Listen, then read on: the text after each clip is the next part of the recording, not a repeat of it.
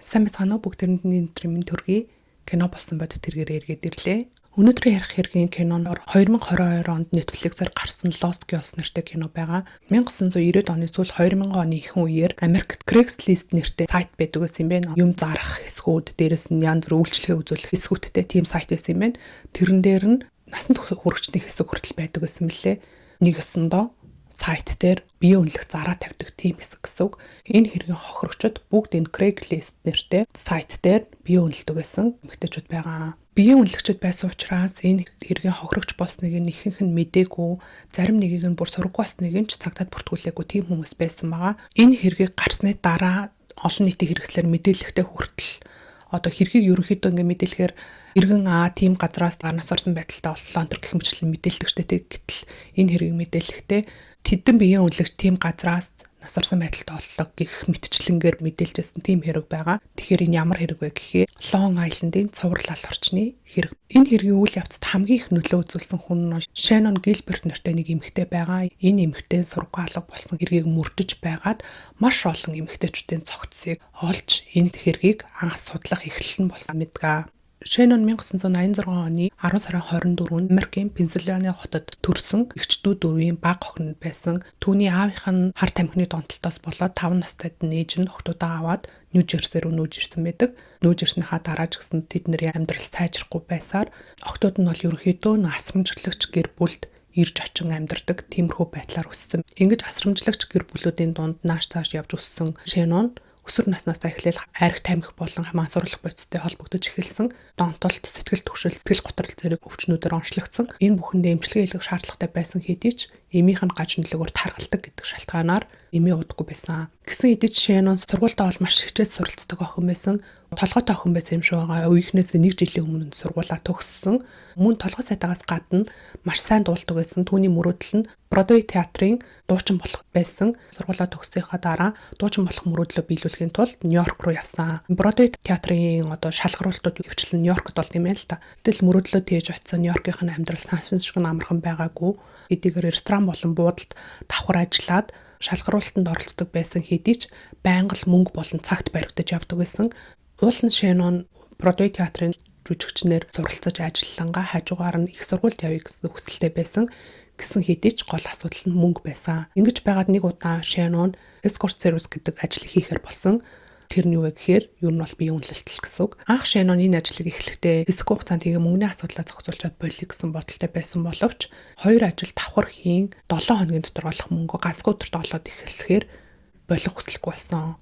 Тэгээд энэ ажлаа зуучлагч байгууллагын тусламжтайгаар хийдэг гэсэн юм лээ. Тэр байгууллага нь ямар ч үстэй гэхээр үйлчлүүлэгчийг олж өгдөг, хөргөж өгөх болон авах үйлчлэгээ үзүүлдэг. Ингэж явж байгаа жолооч нь давхар бие хамгаалагч үүрэг гүйцэтгэдэг иймэрхүү үйлчлэгээний газар байсан. Ингэж яваад тэр газартаа ажилдаг Diaz нэртэй нэгэн залуутай танилцсан дурлалцаад үерхэж эхэлдэг. Гэтэл найз залуу Diaz нь чи юм зуучлагч байгууллагаар дамжуулснаас өөрөө үйлчлүүлэгчээ олоод ажиллах юм бол хамаагүй их мөнгө олно гэж хэлдэг. Гэхдээ Diaz өөрөө түүний жолооч бие хамгаалагчаар ажиллахыг хүсээгүй. Яагаад гэвэл зуучлагдаг байгууллагатай ажиллах юм бол олон эмэгтэйчүүдэд зэрэг үйлчлдэг учраас илүү их мөнгө олох боломжтой гэж үзсэн юм билээ. Тэгээд Shannon бие хамгаалагч болон жолоочийг нь хийх Michael нэртэй залууг олж өгдөг. Ингээд жолоочтой болсон Shannon өмнө хэлсэн Craigslist нэртэй сайтад өөрийнхөө зургийг байршуулан үйлчлүүлэгчтэй уулздаг болсон. Дундаас нь хувь авах тийм байгууллагагүй болсон учраас Shannon хамаагүй их мөнгө олж эхэлснээс гадна мөнгөж хангалттай хүрэлцэж эхэлсэн. Ингээд өөрийнхөө хүсчээснээр дээд сургуульд бас ордог. Тэгээд өглөөний хичээлдээ яваад оройн ажиллаа хийгээд хүссэн үедээ шалгаруулалтанд оролцуулаад мөнгөний болон цагийн эрх чөлөөг баг багаар мэдэрч эхэлсэн. Үүнээс гадна Shannon жолоочдоо ч маш их хэмжээний мөнгийг өгдөг байсан. Мөнгийг хангалттай олж эхэлснийхаа дараа Shannon эгч нартай болон ээжтэй санхүүгийн тусламжийг баг багаар үзүүлж эхэлсэн. Бэлэг сэлт болон мөнгө төгрөгөөр байнга тусалдаг болсон. Үүнээс нь болоод тэдний гэр бүлийн харилцаа ч гэсэн маш сайжирч эхэлсэн. 2010 оны 5 сарын 1-ний өдөр Shannon найз залуутайгаа өдөр нь уулзчаад оройн ажил руугаа явдаг. Ажлаа хийж дуусаад жолооч Майклтайгаа хамт харих гад явж ирсэн чинь нэг дуудлага ярьдаг. Тэгснээ сайн байна уу намайг Жо гэдэг би Long Island-д амьдардаг чи манай гэрт хүрээд ирээч гэж дууддаг. Long Island нь ямар ч төвжирлэхгүй цагаар явхад цаг 30-аас цаг 50 минут зарцуулагддаг тийм зайд байдаг гэсэн юм л да. Ийм хол газар руу явах уу гэд эргэлзээд байжсэн чинь нөгөө жоо цагийн $250 өгье гэдэг. Удалгүй ээжийнхэн төрс өдөр болох гэсэн болохоор Шенон за эндээс олсон мөнгөөр ээжтэй гой бэлэг авч өгье гэж доод уулзгаар болтгоо. Тэгээд ч нэлээд орой болсон байсан учраас төгжрөл гайг байгаа юм чинь яваад ирэх гээд тэр хоёр явдаг. Майкл Жогийн гэрт Шеноныг өргөж өгсөн чинь хэсэг хугацааны дараа тэр хоёр хамтдаа гараад ирсэн. Тэр нэг тийшээ явдаг. 15 минут орчим болоод эргэж ирээд буцаад орцгоотгоо. Сүүлдэн цагдаа мөрдөгчнүүд юу гэж таамагласан бэ гэхээр энэ хугацаанд энэ хоёр масуурлах бодис судалтаж авахар явсан байхаа гэж таамагласан байдаг. Ингээд 2 цаг гаруй өнгөрснөө дараа буюу 4 цаг 50 минутын орчимд Жо гэрээсээ гарч ирэнгүүтээ Майклийн машиныхын цохыг тогшдог. Тэгснээ хөшөө наа түүхэн чи бүр галзуураа дунлаад яв гэсэн чи явах байхыг чи энэ хүүхнээ аваад яваач гэд хэлдэг. Тэгэхээр Майкл гайхаад Жогийн гэр рүү яваад орсон чинь нэрээсээ Шенон хизээч урд өмнө хийж байгаагүй сонио үйлдэлүүдийг гаргаад байждаг. Амар орилж ашхараад ийш тийшээ гүйжсэн Майкл руу харснаа. Та хоёр намайг алах гээд байгаа зү. Та хоёр нэг тал үстэй гэж бүр орилол юм хүмүүний агаар дур орч нутч мухтаал байдаг. Тэгсэн чинь Майкл хөө Шенон яагаад байгаа юм бэ? Хойлоо явъя одоо болсон гараад ир гэл өөрлөө ортох гингүүд үгүй гэл амар орилж цогтчихсэн 911 рүү залгадаг. Энэ 911-ийн дуудлага нь 24 минутын турш үргэлжилсэн байдаг. Сүүлд нь мөрдлөгийн үед Жо энэ тухайгаа ярихдаа Шенонтэй байж ах хугацаанд ягаад ч юм гинт трансгендер юм шиг санагдсан гэж хэлдэг. Бүхэл бүтэн 2 цаг хамт байжгаад тэгэхээр нь би за одоо чи юу н яваа гэсэн чинь гинт л орилж харлаад эхэлсэн. Эргэн тойрныхондоо мэддэхгүйгээр би үнэлж авъя гэж бодоод шөнийн цагаар дуудаж яхад гинт орилж харлаад эхлэхээр нь энэ хэрэгтэй оролцолдохгүй тулд жолооч Майклыг нь дуудаж оруулж ирээд өөрөө шууд 2 давхар руу орсон гэж мэдүүлсэн. Тэгээд Майкл Шеноныг авч явах санаатай орж ирсэн боловч Шенон орилж чарлаад 911 рүү залгаад ирсэн болохоор үйл бусаар биеийн үнэлэх ажилд тусалдаг Майкл бас цагдаа нартай оролцолдохгүй тулд чи ингээд дүгэнд орохгүй орилж чарлаад байвал би юу нь явлаа шүү гэд нэг орхиод гараад явсан. Гарч яваад машин дотроо суугаад байжсэн чи хэсэг хугацааны дараа Шенон хөл нүцгэн гүгэд гараад ирдэг. Майкл за одоо ингээд машиндаа суугаад явах л үдээгээ хүлээжсэн чинь зам руу гараад гүгэд явчихдаг. Яах ч юм болоо гэж бодсон Майкл араас нь машинтайгаа дагж явдаг. Гэтэл Шенон зам дээр гараад авраараа туслаарай гэд гүйжсэн гэрэл насалтай байсан байшин руу гүйжчихэд хаалхыг нь тогшдог. Энэ үед өглөөний 5 цаг болж исэн маа гэрээ эзэн газ хаалгаа онгойлгосон чинь нэг маш жижигхэн биетэй эмэгтэй help me гэд гүйж орж ирдэг. Тэгснэ тэд нар намайг алах гээд туслаач гэд орилохоор нь эмэгтэй буудан дээрээ суулгаж яснаа 911 рүү заалгадаг. Энд нэг тусламж хэрэгтэй эмэгтэй байна. Нааша цагтаа урд явуулаач гэж хэлдэг. Ингээ 911 рүү яриад bijсэн чинь буудан дээр сууж байсан эмэгтэй гинт гүгээ гараад явцдаг.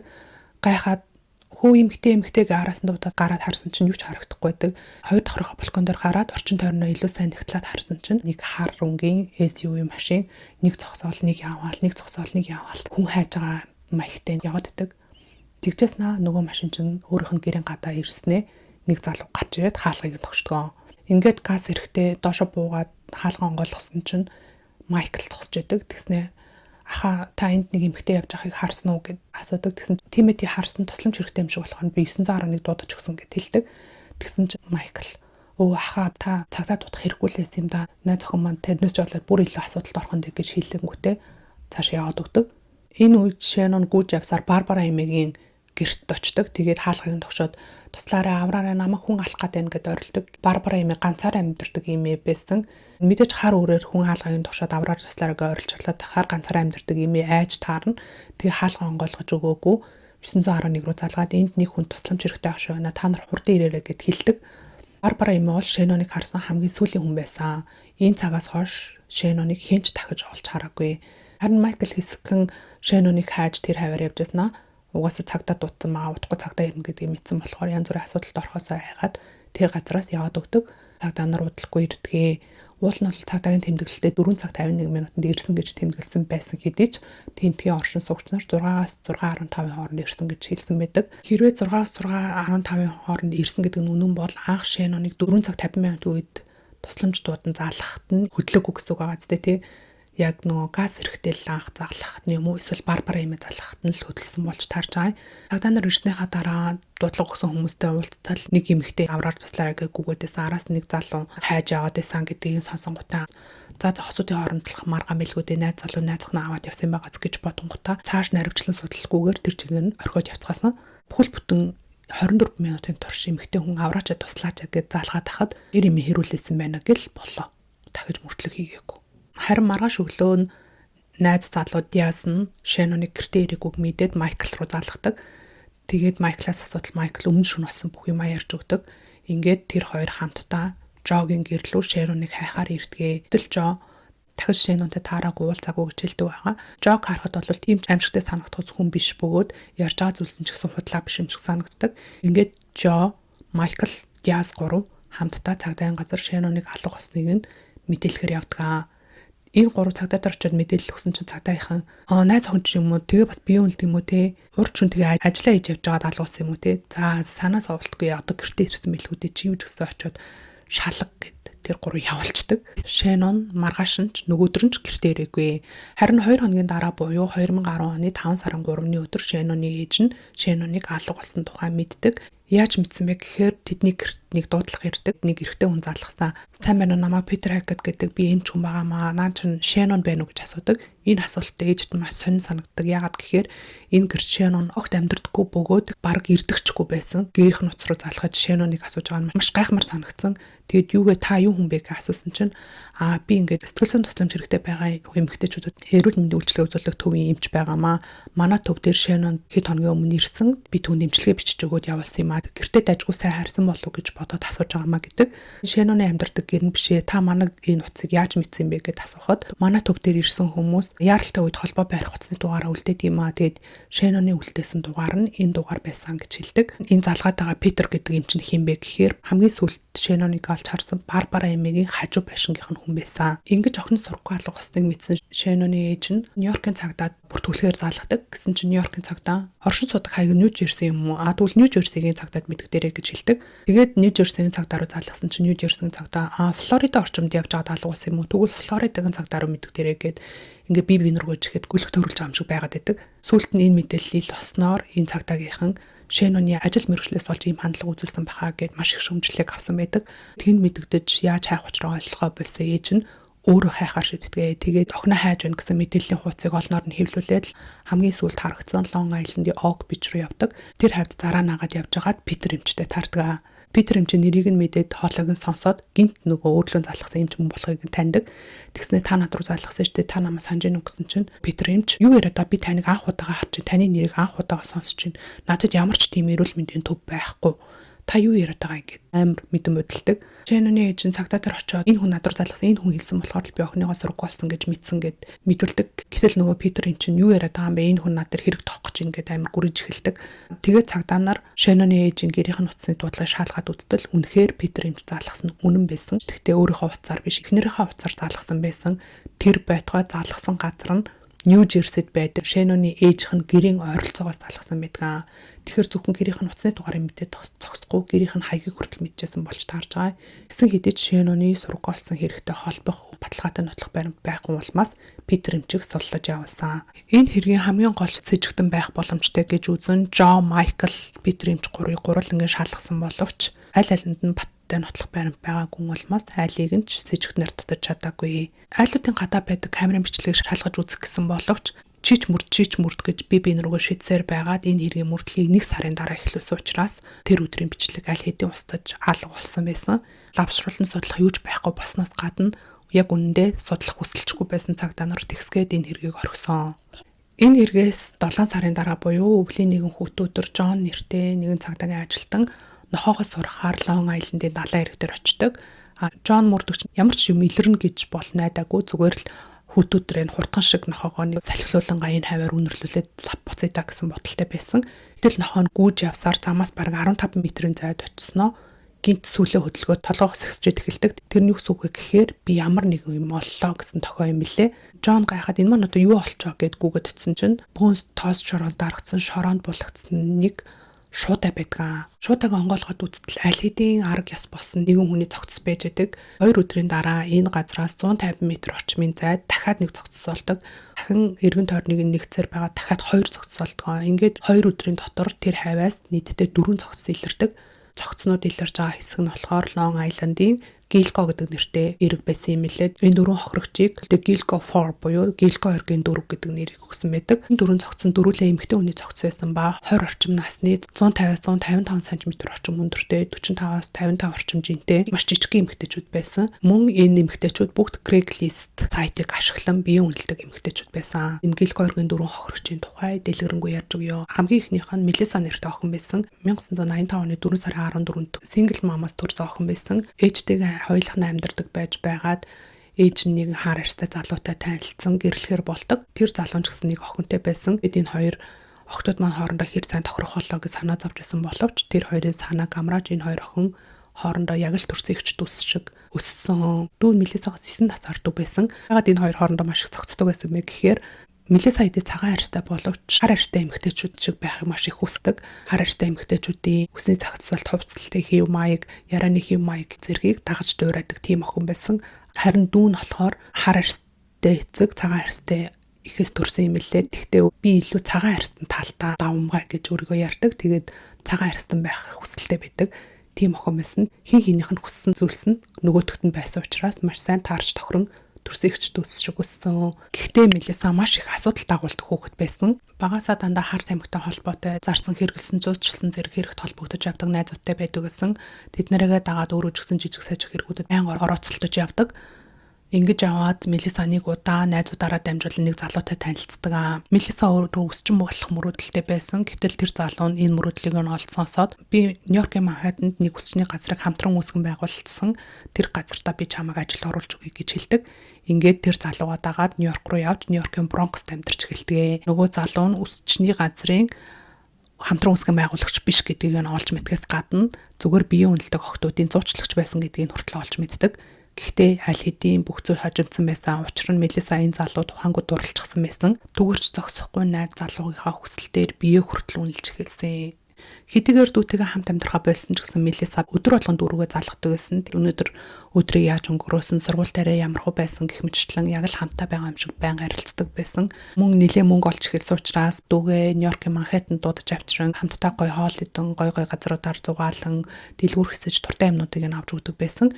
Ингээд 2009 оны 7 сарын 12-ны өдөр нэг шөнийн $1000 өгнө гэсэн үйлчлүүлэгчтэй уулзгаар Long Island руу яваад сургаггүй алга болсон. Melissa-г сургаггүй алга болсныг бол хүмүүс маш хурдан олж мэдсэн. Хамгийн эхлээд Melissa-г амьдардаг байрны хажуу хаалганых нь эмэгтэй олж мэдсэн. Яаж мэдсэн бэ гэхээр Melissa гудамжнаас төөрсөн олон муурнуудыг авчирч гэртээ тэжээдэг байсан ба нөгөө муурнууд нь өлснөөсөө болоод мяавалж эхэлсэн. Энд чимээг сонссон хажуу хаалгын эмэгтэй Melissa эргэж ирээгүй байна гэдгийг мэдээд цагтаад мэдгцэн. Гэтэл цагтаа нар юу вэ насанд хүрсэн хүн бидтэй ганц өдөр байхгүй байлаа гэд ямар сүртэй ингээд юус тоож авч хэлцээгүй. Дараа өдөр нь түүний охин дүү нь Melissa-г алга болсон мэдсэ. Тэр өдөр Melissa дүүгээ Манхэттенд дуудаад хамтдаа гадар зугаалах төлөвлөгөөтэй байсан. Манхэттен руу явахынхаа өмнө дүү нэгч рүүгээ залгасан боловч утас нь холбогдох боломжгүй. Игч нь өөрөө ч залахгүй маш удаад байсан учраас ээж авдаа хэлээд зураг алга болсныг нь тэмдэглүүлсэн байдаг. Гэтэл цагдаа нар насанд хүрсэн хүн сэтгцэн өвчтөг гэсэн ямар нэгэн бүртгэл байхгүй учраас түр хүлээж агаарэ гэж хэлээд мөрлөгч эхлүүлээгүй. Ингэж байж байтал 4 өдрийн дараа Melissa-гийн дөрөв нэгэн дуудлага ирдэг. Дуудлагыг нь хартал Melissa-гийн өөрийнх нь дугаараас ирсэн байдаг. Уцаагаас аваад ихчүү гэсэн чинь нэг хэрэгтэй хүн чи Melissa-гийн дүү юу гэдэг. Тэгэхээр тийм ээ би Melissa-гийн дүү байна. Та хэн бэ гэсэн чинь чи их чигээ юу хийдгийг мэдгүй их чинь биеийн үнэлэгчтэй чи ч гэсэн адилхан биеийн үнэлэгч үү гэснээ би танай их чиг яасныг ярьж өгье гэгээд түүнийг тамлан зовоож алсан тухайгаа ярьж өгдөг. Энэ бүхнийгээ ярихдаа 5 удаагийн дуудлага хийсэн байдаг. Мэдээж ихний дуудлагыг хасан даруйдаа цагдаа нарт мэдэгдэж цагдаа нар дуудлагын дагуу мөрдөж эхэлсэн боловч тэр дуудлага нь Манхэттений хамгийн хөл хөдөлгөөн ихтэй гудамжнаас иржсэн ба мөрдөж байршлыг нь тогтооход хангалттай хугацаа хүрэхээс өмнөхөн таслал дараагийн дуудлага хийгээд исэн. Ингээд тэр хүний барьшлыг нь тогтоож барьж авч чадаагүй. Ингээд сургаггүй алга болсноос 1 жилийн дараа Melissa Gilgo иргэ дээрээс нас барсан байдалтай болцсон. Дараагийн хохирогч нь 1982 оны 6 сарын 14-нд төрсэн Maureen нэртэй эмэгтэй байсан. Энэ эмэгтэй 16 настайдаа ахлах сургуулийнхаа найз залуу Jason-оос жирэмсэн болоод гэрэлсэн. Гэрэлж хүүхдээ төрүүлээд 2 жилийн дараа гэрэлтэд цуцлуулсан. Гэрэлтэд цуцлуулахдаа харилцан тохиролцсны үндсэн дээр аав нь охин авахар болсон. Ингээд Maureen дүү охинтойгоо амьдрахаар өөр тийшээ нүүсэн. Энд тэнд очин янз бүрийн ажил хийдэг байсан боловч ахлах сургуулаа төгсөж чадаагүй түүнд цагийн ажил олддог байсан. Ингэж ажиллаж амьдарч байх хугацаанд Маурин тэр үедээ Америкт нэлээд од болоод байсан MySpace нэртэй одоогийнхоор бол нэг Facebook шиг тийм платформ байдаг гэсэн юм байна. Тэрэн дээр өөрийнхөө зургийг маш ихээр постолдог байсан. Энэ үед нь янз бүрийн эрэгтэйчүүд надтай нэг шөнийг өнгөрөөгөөж би чамд тэдэнд төгрөг өгье. Над руу тийм зургийг авлаач, тийм мөнгө өгье. Ингээд тгий гэж маш ихээр бичдэг болж эхэлсэн. Мэдээж иймэрхүү мессеж авсан ихэнх эмэгтэйчүүд зүгээр үл тоон орхидог бол харин Маурин үүнийг үл тоож орхиогүй. Маш их мөнгөний асуудалтай байсан учраас Маурин тэр саналуудыг бүгднийг хүлээж авч биеэ үнэлж эхэлсэн. Өдрийн цагаар цагийн ажиллаа хийгээд оройн цагаар биеэ үнэлж явсаар сүүлдээ бүр хар тамхинд хүртэл ордгоо. Ингээд хараад тахад юу ийм биеэ үнэлэгч эмэгтэйчүүд хөвчлэн мансуурлах бодсон юм уу эсвэл архинд ингээ орчдөг юм шиг байгаа. Аргагүй халтаа яаж ийм ажлыг уусаа эрүүл ухаантай хийж чадах вэ тий.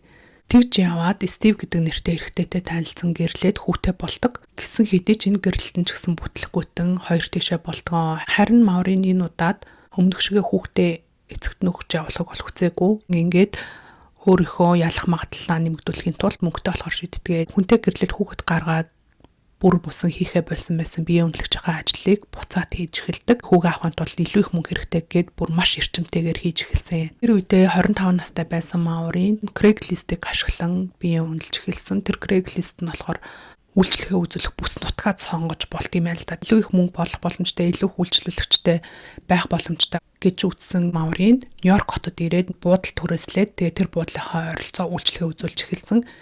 Ингэж байгаад 2007 оны 7 сарын 9-нд Коннектикутад байдаг нэг найзтайгаа уцаар яриад би өнөөдөр нэг үйлчлүүлэгчтэй уулзахаар болсон.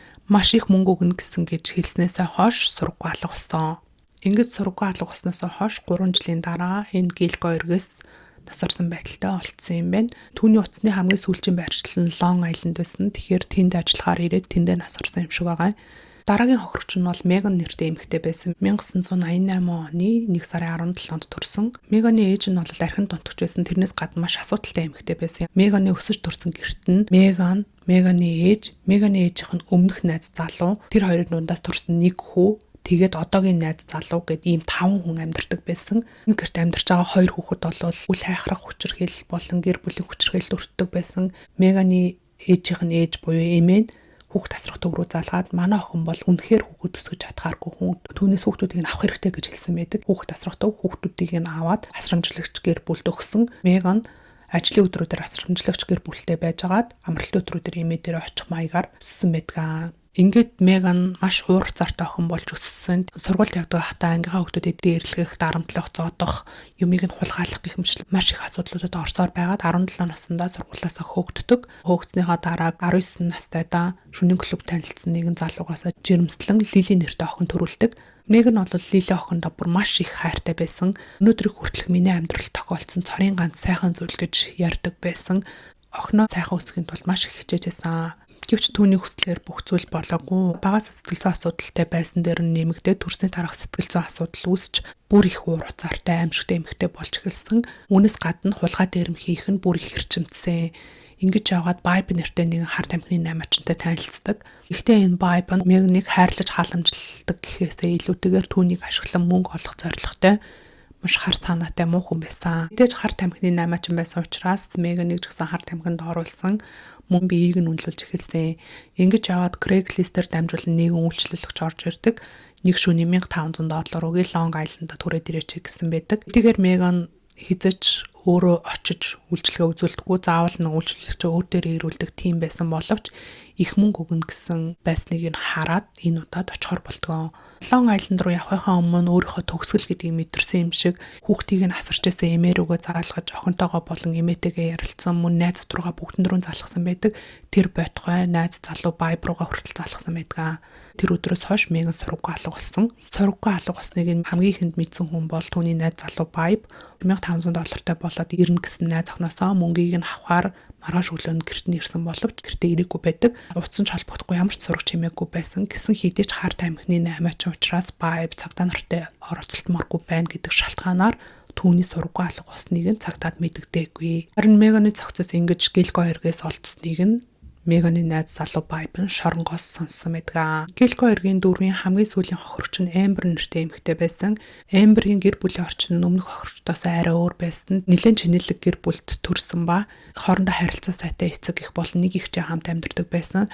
Гэтэл Эмберг 5 настай байхад түүнийг хажуу айлынх нь 26 настай нэгэн залуу дагуулж байгаа бэлгийн хүчирхийлэл үлдсэн. Энэ хэрэгээс болоод энэ гэр бүл тэр чигээр явруудаж эхэлсэн. Ээж нь энэ хэрэгээс болон сэтгцийн асуудалтай болсон ба байнга л эмнэлгээр эргэлдэж байдаг болсон. Харин аав нь архинд орж хэд хэдэн удаа согтуугаар жолоо барьж явж байгаа шоронд хүртэл орсон байдаг. Ингээд Эмберс 6 насаар ихч Кимберли нэртэй ихч нь энэ гэр бүлийн баг гэр эзэн болсон. Хэдий аав нь шоронд хэсгэн суугаад гарсан боловч би энэ нууцаар бас л хэвтрээ өвчтөн болсон. Ингээд ээж болон аав хоёр нь хоёулаа асаргаанд орсон учраас Кимберли 2-3 ажил зэрэг хийн гэр бүлээ авч авдаг байсан. Эцэг их болон дүүгээ асрангаа 2-3 ажил хийх нь маш хэцүү байсан учраас 19 наснда хууль бус массажны газар биеэ үнэлж эхэлсэн. Удалгүй 17 нас хүрсэн Эмбер ч гэсэн ихчигээ даган тэр газарт нь ажиллаж эхэлсэн. Өмнөх хохирчдын нэгэн адил биеэ үнэлэгчээр ажиллаж эхлэмэгцээ ихчдүү хоёр хоёулаа мансууруулах бодисонд донтож эхэлсэн. Өнгөний асуудлаас салж чадсан ч гэсэн энэ ажлыг хийснээрээ аз жаргалтай байж чадахгүйгаа мэдэрсэн ихчдүү хоёр энэ замыг орхихоор маш ихээр хичээж байсан. Хэд хэдэн удаа нөхөн сэргийх эмчилгээнд явсан, цөмд явсан, сэтгэл зүйчэд хандсан боловч хэсэгхэн гайгүй байж гал буцаад ороод идэг гэсэн. Ингэж яваад Кимберли энэ ажлыг нэг мөсөн болъё гэж бодоод өөрийнхөө төрлөх нутаг Лонг Айленд руу явдаг. Энд ч нэгэн пиццаны газар ажилд ороод ажиллаж байгаад тэнд хамт ажилладаг байсан нэгэн залуутай танилцдаг. Тэр залуугийн Дэв гэдэг байсан ба тэр ч бас өмнө нь хар тамхинд донтогч байжгаад хар тамхинаас гарсан тийм залуу байсан. Масуурлах бодисноос гарахаар тэмцэж байгаа гэдгийг сонссон Дэв би гарч чадсан юм чинь чи гэж гисэн гарч чадна би чамайг гарын гартал чинь туслах болно гэж хэлдэг. Тэрнээс гадна чи дүүгээ нааш авчраа дүүг чинь ч гэсэн хар тамхинаас гарахад би туслая гэж дандаа хэлдэг байсан.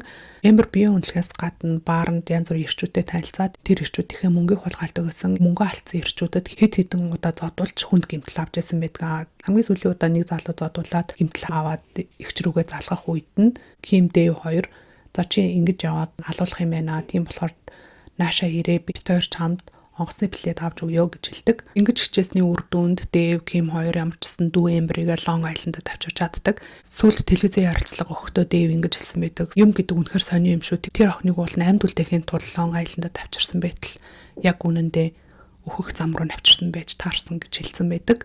Лонг Айлендд авчирсныхаа дараа Дэв, Ким хоёр ажилд цуглуулсан мөнгөө нийлүүлж агаад Эмберийг нөхөн сэргийх төв твтүүлдэгэ. Гэтэл Эмбер нөхөн сэргийх төв твтэж байх хугацаанд бинд хэвтэж байсан Бээр нэртэй нэгэн залуутай танилцаад үерхэж эхэлсэн.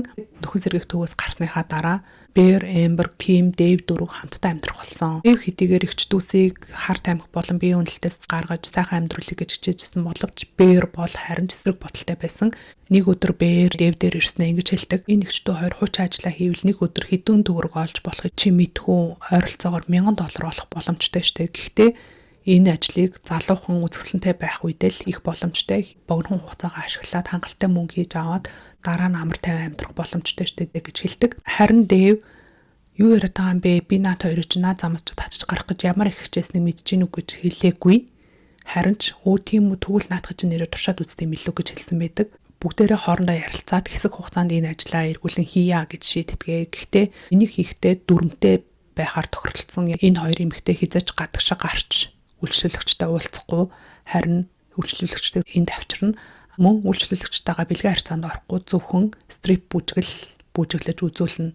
Хэрвээ үйлчлүүлэгч ямар нэгэн байдлаар түүний биед хүрэх юм уу илүү юм шаардах юм бол өөр өрөөнд Дэвбэр хоёр хүлээж байх ба тэр үйлчлүүлэгчийг нь гэрээсээ хөөж гаргана гэсэн ийм дүрмтэй болсон. Яг үнэнгээсээ энэ дүрмийнхаа дагуу ажиллаж хэд хэдэн удаа илүү юм шаардсан үйлчлүүлэгчтэй хөөж гаргасан тохиолдол бас байдгийм билээ.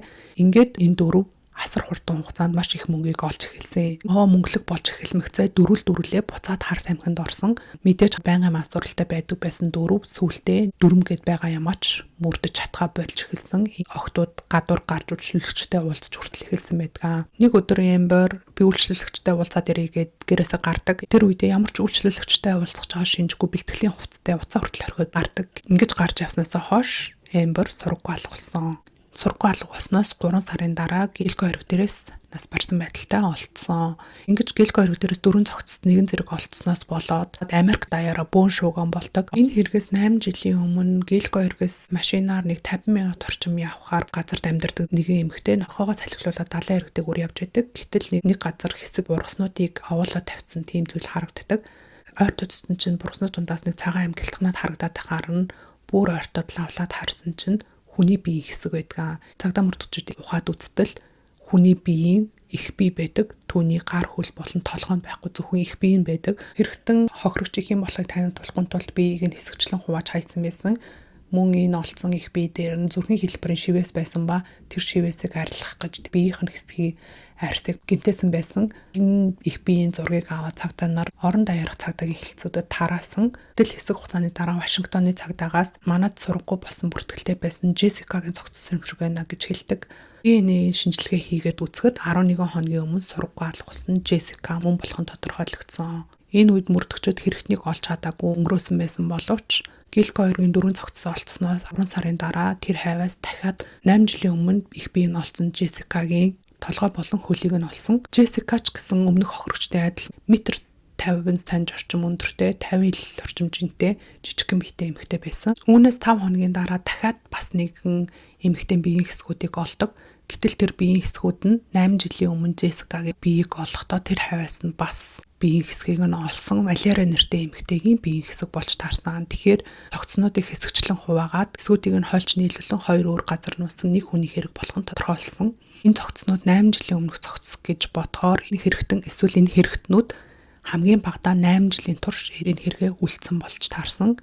Цогцнууд ингээд дуусаагүй үүнээс гадна дахиад нэг Аз эрэгтэй цогц олдсон.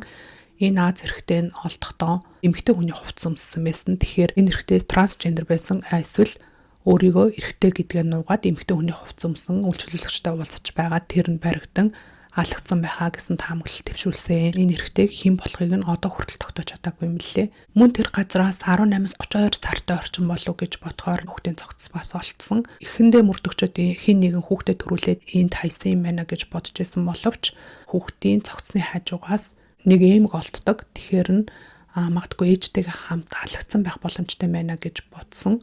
Хэд хоногийн дараа мөн холгүйгээс нэг эмэгтэй цогцос олцсон ба тэр эмэгтэй зүүсэн гоёл чимэглэл аксессуар нь нөгөө хүүхдийн хажуугаас олцсон эмэгтэй хос байж болох утас тийм аксессуар байсан.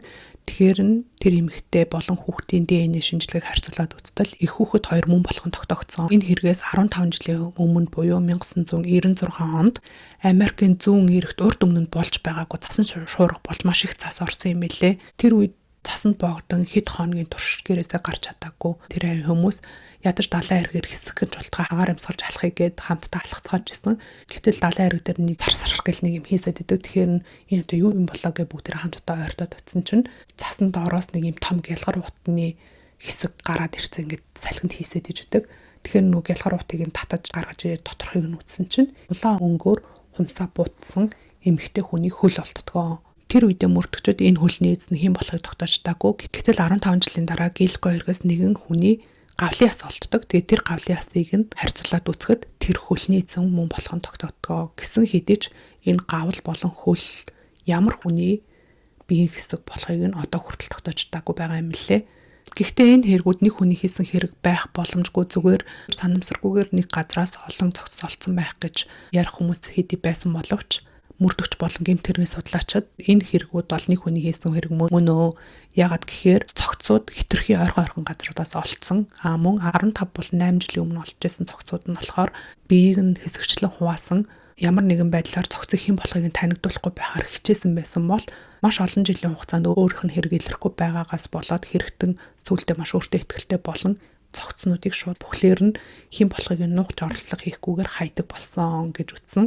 Хохирчдын нас өндөр жин мэрэгжил бүгд маш ойролцоо байсан гэдэг нь үүнийг баталж байгаамаа гэж хэлсэн. Ингэж олон цогц араасаа олдож байсан хэдий ч хэргийн эхлэл болсон Шенон одоо хүртэл олдоогүй хэвээрэл байсан. Энэ хугацаанд Шеноны ээж нь Питер эмчийг хардаж сэрцээр байсан ба түүний гэрийнх нь арын цэцэрлэгийг шалгаад өгөөч гэж маш олон удаа цагдаа нарт хүсэлт тавьсан. Арын хашаа ингээд цаашаа үргэлжлээд далайн эрэгтэй нийлдэх тийм хэсэг байсан юм лээ. Маш их хүсэлт тавьсан хэдий ч цагдаа мөрдөгчд түүнийг шалгах болон гэрийг нь нэгжих ямар ч тийм үндэслэл алгаа гэдэг шалтгаанаар ерөөсөө нэгжиж өгөхгүй лээсэн. Олон цогц илэрч энэ хэрэг олон нийтийн анхаарал бүр ихээр орохтой зэрэгцэн Шэноны ээж нь мэдээллийн хэрэгслүүд дээр маш их ярилцлага өгч эхэлсэн. Үүнээс болоод цагдаа нар Питер эмчийн хашааны аарын далайн эргийг шалгаж эхлэхээр болсон. Энэ үед Шэнон сургаггүй болоод 1 жил болж байсан. Гэтэл түүний цэцэрлэгийн аарын хэсгээс нь Шэноны утас төрөвч өмд нь олддог. 1-7 хоногийн дараа Шэноны цогцос олгүйхан газраас олддгоо. Тэгэхээр Шэноны цогцос Питерийн гэрээс 800 метрийн зайд бүхэл бүтэн 1 жил байсан болж таарж байгаа. Хэрвээ Шэноны ээжийн хүсэлтийг хүлээж авсан бол 1 жилийн дараа биш 1-7 хоногийн дараа ч олж болох боломжтой газар байсан байж таарсан.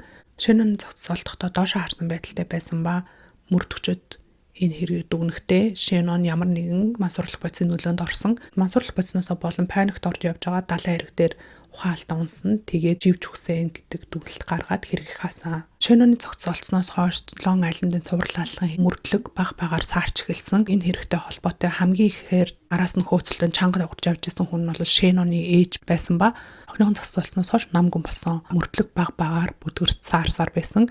2012 онд Америкийн зүүн эрэгт Сэнди хар салхи болсон ба. Сэнди хар салхины дараа энэ газраас дахин цогцосч олж чадаагүй, энэ хэргийн хэрэгтнийг ч олж чадаагүй байсаар 13 жил өнгөрсөн. Энэ хэрэгт хэд хэдэн хүмүүсээс сэтгэлжсэн. Хамгийн ихнийх нь болохоор Джон Бидлоф нэртэй Лон Айландын Минобел эргийн ойролцоо мужаан хийж ажиллаж амьдардаг тийм эрэгтэй байсан. Түүний төрсөн дүүн хулгай хэрэг хийж авч цагдаад баригдсан юм байна. Цагдаа нар түүний ДНХ-ийн дэжиг нь шинжилж үзэхэд тэр үед сургаггүй алга болон амьнаас алдсан байдалтай олцсон 2 биеэ үнэлэгч эмэгтэй бие дээрээс илэрсэн ДНХ-тэй маш ойролцоо байсан.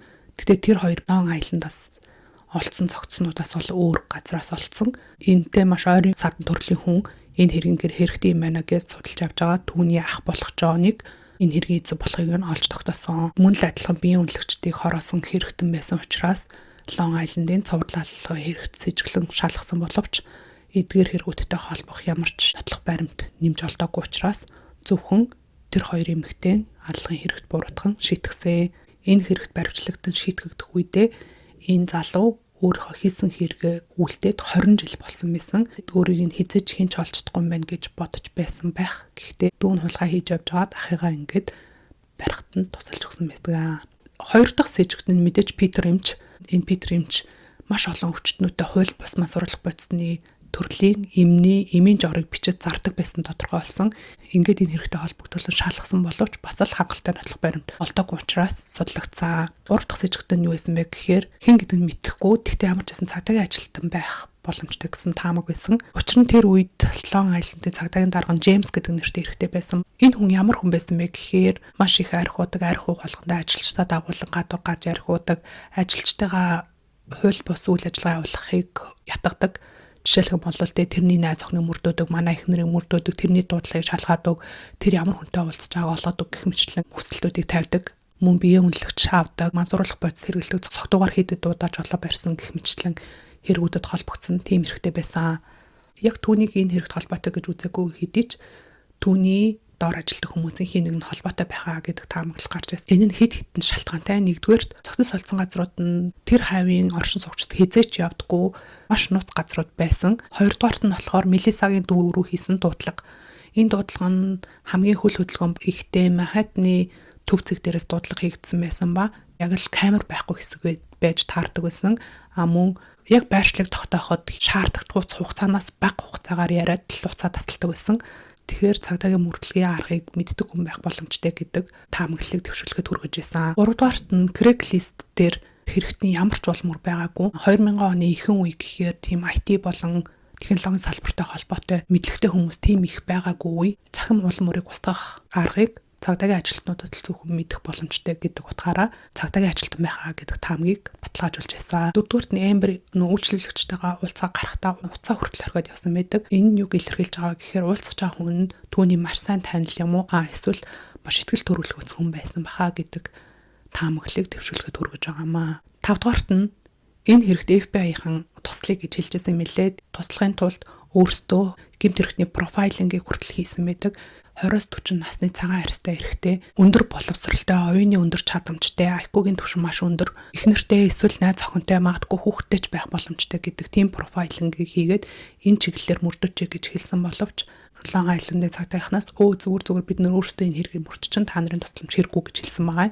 Эдгээр шалтгаануудаар Long Island-ийн цагдаагийнхантай холбоотой гэмт хэрэгтэн байхаа гэдэг таамаглал гарсан. Энэ цагдаагийн дарга Джеймсийн тухай ярьснах нэмүүлсэн дуустал нь ярьчээ. Нэг өдөр цагдаагийн дарга Джеймсийн машин дотор байсан нэг цүнх алга болдог. Тэр цүнхэнд насан туршидтэй холбоотой бичлэг болон насан туршидтэй холбоотой эд зүйлсээр дүүрэн байсан. Энэ бүхэн илэрх үедээ гэж айд сандарсан Джеймсний нүднүл ланаар эргэлдэл тэр хэрэгтнийг хайж эхэлсэн. Ингэж аваад хэрэгтнээ ч олсон. Хэрэгтэн нь Крис нэртэй харт амхын донторч залуу байсан ба баригдаад байцаалтын өрөөнд сууж ахт нь Джеймс орж ирэнгүүтээ Крисийг аимшигтайгаар зодож эхэлсэн. Тэгтэн Крис "Хүү яхаа та ингэх хэрэг байгаа мó да, таны цөмгөнд байсан бүх бичлэгийг чи би үзсэн штэ, та ч гэсэн ариухан амьтан бичлэл хийлээ штэ" гэж хэлдэг. Джеймс Крист "Чи амаа татаж авахгүй бол би чамааг байгаа газараас ч оолж алах болно шүү" гэж сүрдүүлээд түүнээс сулладаг. Суллагдмах цаг Крист өөрийнхөө үзэн харсан бүх юмыг хүмүүст хэлж тараахаас гадна Джеймсийг байцаалтын үед өөрийгөө зодож дарамтлсан, хүчирхийлэл үйлцсэн гэдэг хэрэгээр шүүхт өгдгөө. Энэ хэрэгээсээ болоод Джеймс 42 сарын хорих ял авсан. Энэ хэргийн мөрдлөг үргэлжилж байх хугацаанд ийм хүн тэр газрынхан цагдаагийн дарга байсан гэж бодохоор угаасаа илрүүлэх чадварч байгаагүй тодорхойлж байгаа. Ингээд хэргийн мөрдлөг сааран баг мартагдах шахаж байх үед 2015 онд Шэноны ээж нь маш алдартай Майкл нэртэй задлан шинжээч эмчийг хөлслөн Шэноны биед дахин задлан шинжилгээ хийлгдэг. Гэтэл Шэнон живж нас барсан биш, боомлолж нас барсан нь тодорхой болдгоо. Учир нь юу вэ гэхээр энэ эрүүний дотолд байдаг юм ховч яс гэдэг байдаг. Тэр яс нь цаашаа чихэгдсэн байсан. Энэ боомлуулах үед чихэгддэг юм байна. Мөн Шэноныг мансуурлах бодис хэрглэж аваад мансуурлах бодисын паникаас болж ухаалцсан гэж ярьсан шүү дээ. Гэтэл Шэноны биеэс ямар ч мансуурлах бодис илрээгүй. Олон жил өнгөрсөн учраас биеэс нь мансуурлах бодис илрэхгүй байх тохиолдол бас байж болдог юм билээ. Гэхдээ анх Шэноны цогцыг олох үедээ ямар ч мансуурлах бодисын шинжилгээ хийгээгүй байсан хэрнээ тийм дүгнэлт гаргасан байсан.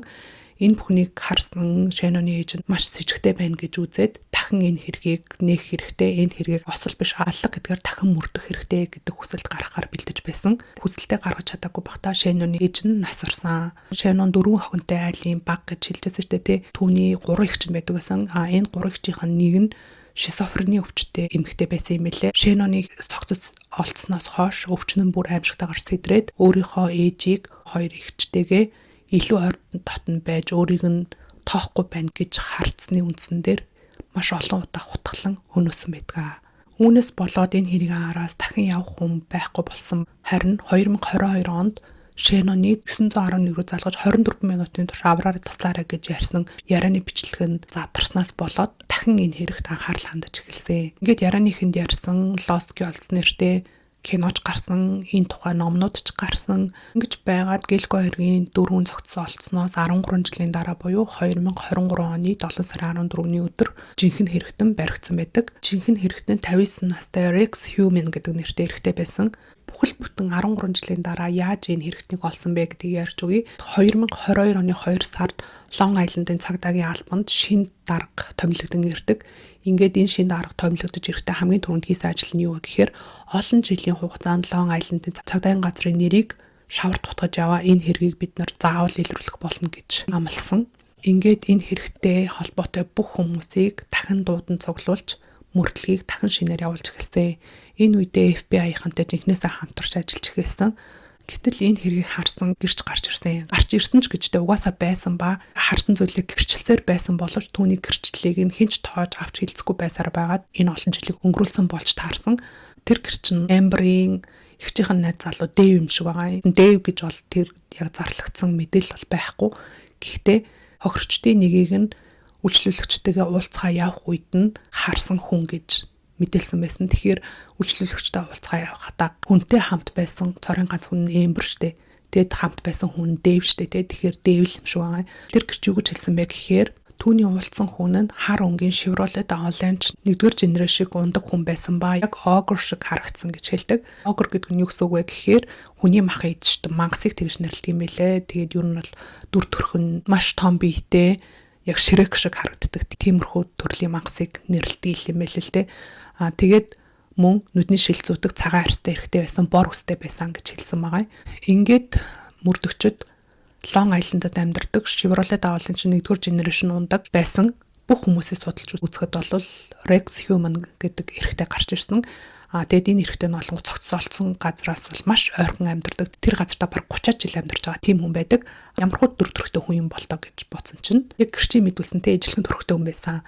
Маш том биетэй өндөр хүн байсан ба баривчлах гэж утсан цаг танараас бараг толгой өндөр хүн байдаг. За тэгвэл энэ Rex гэж ямар хүн бэ? 1954 онд Long Island төрсэн.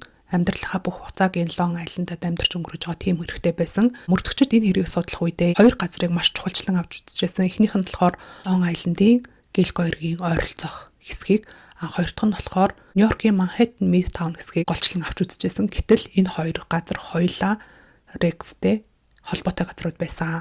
Нэг нь түүний амьдардаг хэсэг байсан ба нөгөөх нь түүний ажилдаг хэсэг байсан. Rex-тэй хамт сургууль сурдаг байсан хүмүүс нь Rex-ийг маш ухаантай хүүхдээсэн гэж хэлсэн.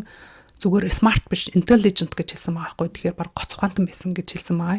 1990 онд 36 настайдаа их нэртэйгээ танилцсан гэрэлсэн. Тэр хоёрын дундаас төрсэн нэг охинтой ба өргөж авсан нэг хүүтэй ингээд дөрвөлээ хамтдаа амьдардаг гэр бүл байсан. 1994 онд Manhattan RH Consulting and Associates гэдэг нэртэй өөрийн хувийн компани байгуулад энэ компани 30 жилийн турш удирдан амжилттайгаар ажиллаж ирсэн амжилттай бизнесмен эрэгтэй байсан. 2023 оны 1 сард Rex офисаас гарч ирээд гудамжны хогийн савны пиццаны хайрцаг хайдаг.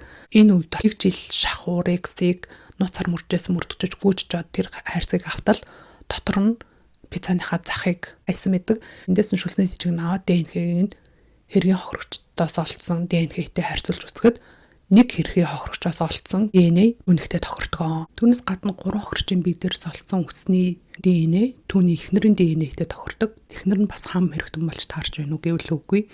Тэдгээр эмэгтэйч алга болж амнасаа алдах үед дандаа түүний эхнэр нь Long Island-д байдаггүйсэн. Эхнэрийнх нь үс яагаад тохирогчдын бие дээрс олдсон бэ гэхээр хэрэг үлдэх үед нь Rex-ийн бие дээр наалтсан явж байгаа тохирогчдын бие дээр унсан.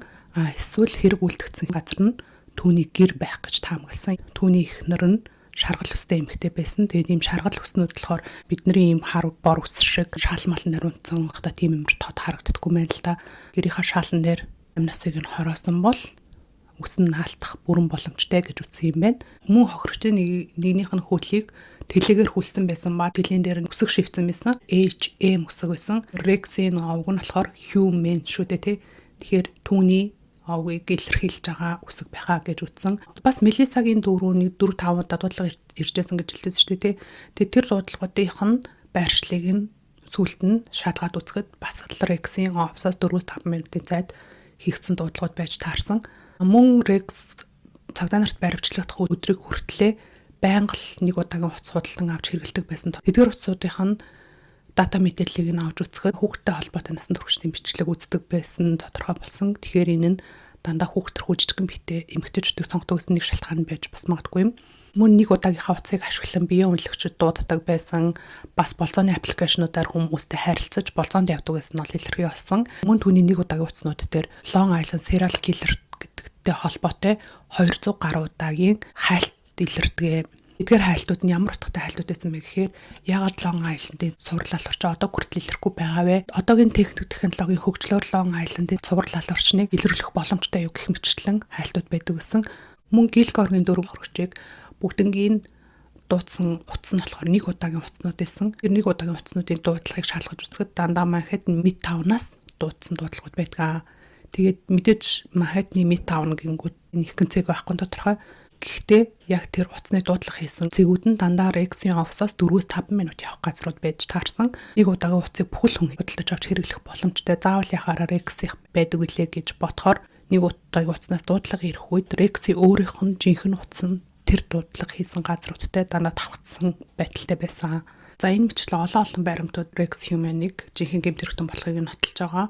Түүнээс гадна яг энэ хэрэгтнийг олохын тулд FBI-ийн болон Long Island-ийн цагдаагийн 1 жилийн хугацаанд нууц мөрдлөг хийсэн юм билээ. Тэгээд 2023 оны 7 сарын 14-нд гудамжинд явж байхад нь баривчилж авсан. Энэ Rex гэдэг хүн гэрчийн мэдүүлэгтээ маш их тохирч байгаагаас гадна 2011-12 онд анхны мөрдлөг хийж авах үед FBI-ийн хийсэн профайлтай бүр амар сайн тохироод байгаа байхгүй юу. Тэрэн дээр чинь 20-40 насны цагаан арьстай эрэгтэй гэсэн мэт шүү дээ. Тэгэхээр яг тэр үеийг бодохоор Rex чинь нэг 40 гаруй насны залуу байсан байгаа байхгүй юу. Тэгээд их нартай хүүхэдтэй байх боломжтой гэсэн. Тэгэхэд яг л их нартай хүүхэдтэй байсан, мөн оюуны өндөр чадамжтай гэхээр ингээ 30 жил өөрийн хувийн бизнес амжилттай авч явж байгаа эрхтэй гэхээр мэдээж оюуны өндөр чадамжтай л байж таараа. Мөн хамт сурч байсан хүмүүс нь ч гэсэн тэрийг бүр гоц ухаантай байсан гэж нотлоод байгаа штэ тий. Тэр үед хэрвээ FBI-ыг мөрдлөгт оролцуулаад хайж эхэлсэн байсан бол аль хэдийн илэрчих боломжтой байсан хэрэг байгаа зү. Эцэг гэмтэрэгтэн нь бол илэрсэн. Гэхдээ өөрөө энэ хэрэгүүдэд ямар ч гин буруугүй гэдгийг одоо хүртэл хэлсээр байгаа.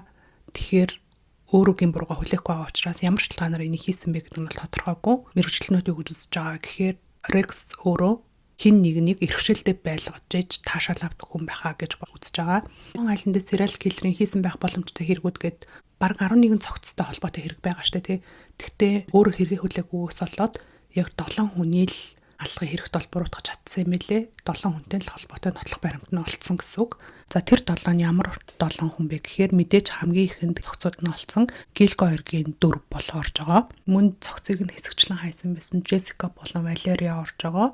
Бас 1993 онд сургаггүй олон хөнөөгдөөд Long Island-ийн ирэг дээрээс олцсон Сандра Костила гэдэг нэртэй нэг эмэгтэй хэрэгт холбоотой болох нь бас батлагдсан юм лээ. Шүүх хурал нь хойшлогцоор байгаад 2026 оны 1 сарын 13-нд гэж төлөвлөгдсөн байгаа юм. Гэхдээ хүмүүс бол тэр нь ч гэсэн бас хойшлогдох хаа гэж үзэж байгаа юм. За ингээд энэ хүртэл сонссон бүх хүмүүстээ баярлалаа. Дараа дахин шимжлэгтээ эргээд ирээ. Тэр болтол баяртай.